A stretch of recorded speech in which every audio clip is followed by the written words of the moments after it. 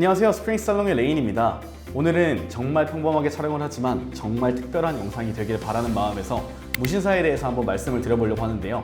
어떻게 고객들이 그리고 브랜드들이 다 무신사랑 하게 됐는지 한번 들어보시죠. 다 무신사랑해? 패션의 모든 것 다 무신사랑 해. 무신사.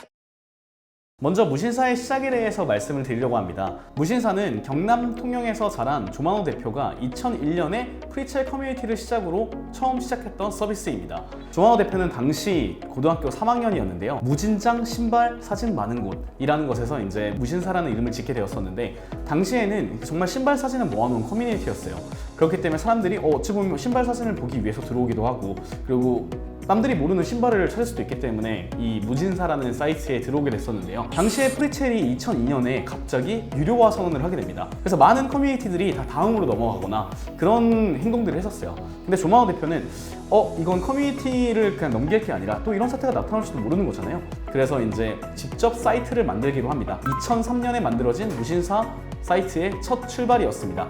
그때 이제 에피소드 중에 굉장히 재밌었던 거는, 이제 조만호 대표가 대학생이 됐잖아요.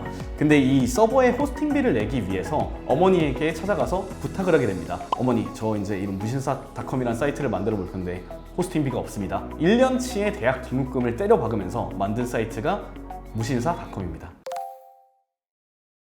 그 다음으로 말씀드리고 싶은 부분은 바로 무신사 매거진에 관련된 부분인데요. 2003년에 무신사닷컴이 만들고 난 다음에 패션 콘텐츠들이 올라오게 됩니다. 이런 콘텐츠를 계속 보던 조만호 대표는 사람들이 이런 콘텐츠에 굉장히 열광을 하고 재밌어 하는데 이거를 큐레이션을 해주면 더 좋지 않을까라는 생각을 하게 되었는데요. 그렇게 해서 만들어진 것이 바로 2005년에 무신사 매거진입니다. 그 당시에 사실 굉장히 많은 여성 패션 사이트들은 많았어요. 하지만 남성들을 타겟을 해서 이런 패션 콘텐츠들을 모아주던 곳은 없었거든요. 또 한 번 무신사는 매거진을 필두로 해서 빠른 성장을 거두게 됩니다. 그렇게 빠르게 유저를 모아왔던 무신사는 드디어 2009년에 돈을 벌 수 있는 서비스를 내놓게 됩니다. 바로 무신사 스토어가 만들어지게 된 것이었는데요. 당시만 하더라도 사실 초기 스트릿 브랜드들이 자신의 제품을 알릴 수 있는 채널이 없었어요. 지금은 뭐 예를 들어서 현대백화점이라든지 아니면은 우리가 알고 있는 유명한 오프라인 편집샵들, 이런 곳에서 신생 브랜드들을 받아주기도 하지만 그 당시만 하더라도 신생 브랜드들이 들어갈 수 있는 곳은 없었거든요. 근데 무신사 스토어가 나오면서 이러한 브랜드들과 함께 할 수 있게끔 된 것입니다. 그래서 2009년에 런칭된 무신사 스토어는 초기부터 이런 스트리트 브랜드들을 계속해서 포섭해 나가면서 또 한 번 이렇게 외연을 키워나가게 됩니다. 그렇게 성장하던 무신사는 2021년에 2.3조 원의 거래액을 달성하고 있고 1000만 명의 회원수, 그리고 6,500개의 브랜드가 함께하고 있는데요. 그뿐만 아니라 정말 놀라운 사실은 회원들의 재구매율이 80%가 넘는 그런 놀라운 수치를 보여주고 있다는 것입니다. 그래서 지금부터 이 무신사가 어떻게 성장할 수 있었는가에 대해서 저의 생각을 한번 말씀드려 보려고 합니다. 제가 생각하기에 무신사가 성공할 수 있었던 이유는 크게 세 가지가 있는 것 같습니다. 첫 번째는 커뮤니티와 콘텐츠로 인해서 정말 많은 유저들이 무신사에 몰려 있었다는 점인 것 같고요. 두 번째는 무신사가 함께하고 있는 브랜드들과 동반 성장을 하기 위해서 많은 고민을 하고 노력을 했던 결과들, 그리고 마지막으로 이거는 사실 전략이라기보다는 의사결정이었지만 무신사만의 PB 브랜드인 무신사 스탠다드를 내놓았던 점, 이 세 가지를 말씀을 드리고 싶습니다. 네, 먼저 콘텐츠에 대해서 말씀을 드리고 싶은데요. 처음 시작이 커뮤니티였던 만큼 무신사는 사람들이 좋아할 만한 콘텐츠를 모으는 걸 정말 잘했다고 생각됩니다. 그 중에 하나가 바로 스냅 사진인데요. 서비스 초기에 무신사는 50명에서 100명 정도 되는 스냅 사진 작가들을 이제 내부에 두게 됩니다.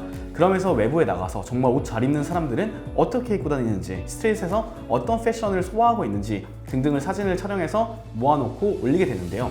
그러한 것이 이제 아까 말씀드렸던 무신사 매거진에서 드러나기도 했었고, 각각의 무신사가 발행하는 콘텐츠에서도 나왔던 것 같습니다. 이러한 커뮤니티 자체가 어찌 보면 초기에 무신사가 바로 런칭하자마자 20만 명의 회원을 모을 수 있었던 그런 근원이 되지 않았나 라고 생각이 들긴 합니다. 사실 첫 번째로 말씀드렸던 콘텐츠와 커뮤니티는 이미 너무 유명해서 제가 간략하게 언급을 드렸는데, 제가 정말 중요하다고 생각하는 부분은 두 번째 부분인 브랜드의 동반 성장입니다. 무신사는 입점한 브랜드들을 함께 키우기 위해서 정말 많은 활동들을 하고 있는데, 그 첫 번째로 소개해 드릴 것이 무신사의 스튜디오입니다. 지금 무신사 스튜디오는 1호점인 동대문점을 시작으로 2호점인 한남점, 3호점인 성수점까지 만들어져 있습니다. 무신사 스튜디오가 특별한 점은 재봉실이라든지 아니면 패턴을 하는 패턴실이라든지 정말 신진 디자이너가 제품 생산에 집중할 수 있도록 거의 모든 것을 갖춰놓은 공간이 바로 이 무신사 스튜디오라고 보면 될 것 같습니다. 신진 디자이너들이 사실 처음에 돈도 없고 나는 패션 감각은 있고 이런 걸 만들고 싶은데 이걸 어떻게 현실화할지에 대해서 정말 많이 고민을 하잖아요. 이러한 고민을 하는 디자이너들이 옆에 많이 있었기 때문에 어찌 보면은 이러한 공간을 만드는 것은 무신사의 당연한 수순이었는지도 모를 것 같습니다. 무신사에는 또 다른 재밌는 프로그램이 하나 있는데요. 바로 무신사 동반 성장 프로그램이라는 것이 있습니다. 이 부분은 사실 많은 분들이 모를 것 같기도 해요. 무신사는 지금까지 정말 많은 브랜드들의 무이자로 생산 자금을 대출해주는 프로그램을 하고 있습니다. 심지어 2020년에는 한 해에만 500억 원이 넘는 돈을 이 브랜드들에 지원해주기로 했는데요. 사실 신생 브랜드들이 이제 제품까지 만들었는데 그 다음에 양산을 하려고 하면 굉장히 많은 돈이 들잖아요. 하지만 개인 디자이너들이 그걸 어떻게 하나하나 감당을 하겠어요. 그래서 무신사가 그들에게 생산 자금을 지원을 해주기 시작한 겁니다. 무이자라는 게 사실 굉장히 엄청난 혜택이거든요. 상품에 대한 그럼 대금은 어떻게 갚았는가? 무신사 내에 반드시 입점을 해야 되고, 그리고 이 무신사에서 판매된 대금으로서 이거를 상환을 할 수 있도록 만든 거예요. 사실 어찌 보면 무신사 입장에서도 윈윈이기도 하지만 초기 디자이너들에게는 이건 정말 큰 혜택이었다고 생각합니다. 또한 무신사는 온오프라인으로 굉장히 많은 팝업 스토어들을 지원을 해주기도 합니다. 온라인으로 팝업 스토어를 지원하는 것이 바로 쇼케이스인데요. 무신사의 쇼케이스에서는 특정 브랜드의 상품을 모아진 상품만으로 매거진처럼 팝업 스토어를 열어주기도 합니다. 그래서 사실 몇몇 분들은 이 쇼케이스를 보고 구매하신 분들도 있을 텐데요. 이게 어찌 보면은 진짜 쇼룸이자 이벤트이자 할인전이자 여러 가지로 많이 알려져 있을 것 같습니다. 그래서 온라인으로서 이 콘텐츠를 발행하는 것뿐만 아니라 무신사는 무신사 테라스라는 공간을 운영을 하고 있는데요. 이 무신사 테라스는 이 신생 브랜드들이 자신의 상품을 실제 오프라인에서 쇼룸처럼 보여줄 수 있는 공간을 말합니다. 이 공간에서 진짜 신생 브랜드들은 어떤 제품이 사람들한테 많이 입혀지는지 혹은 사람들이 관심을 가지고 이 옷을 고르게 되는지 등등을 지켜볼 수 있기 때문에 이 역시도 정말 많은 브랜드들이 원하고 있는 그런 장소라고 합니다. 네, 이러한 무신사의 브랜드를 지원해주는 정책들 덕분에 초기에 정말 많은 브랜드들이 매출액이 그냥 억대가 아니라 100억대까지 성장하는 경험을 하게 되었는데, 대표적인 브랜드로는 This is Never That이라든지 커버낫이라든지 아니면은 로맨틱 크라운과 같은 브랜드들이 있습니다. 마지막으로 말씀드리고 싶은 부분은 무신사 스탠다드에 관한 것입니다. 2017년에 처음으로 무신사가 선보이게 된 캐주얼 베이직 브랜드라고 보시면 될 것 같아요. 특히 남성분들이라고 하면 여기서 구매한 이력이 있으실 텐데요. 특히 무신사의 슬랙스 같은 경우에는 하나의 상품이 100만 장 이상이 팔려나갈 만큼 정말 많은 판매량을 기록했다고 합니다. 무신사는 신진 디자인들이 많이 모여있었던 공간이기 때문에 색다른 그런 패션 아이템들이 굉장히 많았습니다.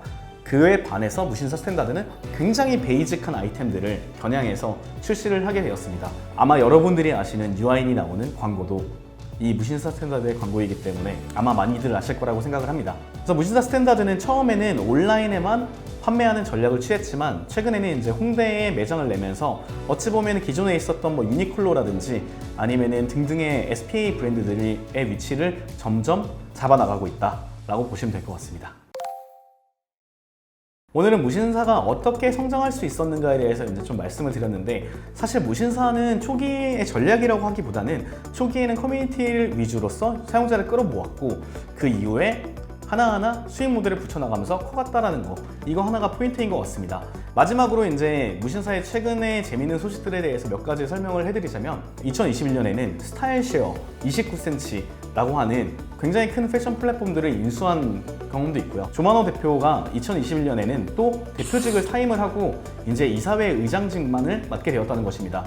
그러면은 그가 이제 앞으로 무엇을 할 것인가에 대해서 밝힌 부분이 있었는데요.